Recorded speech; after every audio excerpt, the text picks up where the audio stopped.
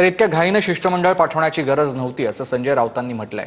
शिष्टमंडळ पाठवण्यात देखील भाजप राजकारण करतंय असा आरोप संजय राऊत यांचा आहे। ठाकरेंची शिवसेना टीएमसी सपा या शिष्टमंडळात दिसत नाही तसंही राऊत म्हणाले। आम्हाला एका शिष्टमंडळाचं नेतृत्व करायला संधी हवी होती। शिंदेंची सेना पवारांच्या एनसीपी पेक्षा आमचे सदस्य जास्त आहेत असंही राऊत म्हणाले। दहशतवादासंदर्भात मुळात इतक्या घाईघाईनं हे डेलिगेशन पाठवायची गरज नव्हती। आम्हाला विचारलं का शिवसेनेचा पाठवताना? या तृणमूल काँग्रेस दिसते का तुम्हाला?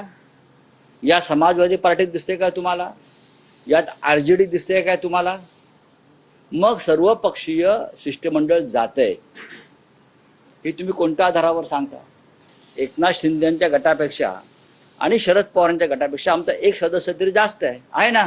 खरं म्हणजे शिष्टमंडळाचं एका शिष्टमंडळाचं नेतृत्व करायची संधी आम्हाला मिळायला पाहिजे। आमचे सदस्य जास्त आहेत याचा अर्थ तुम्ही इथे सुद्धा राजकारण करा।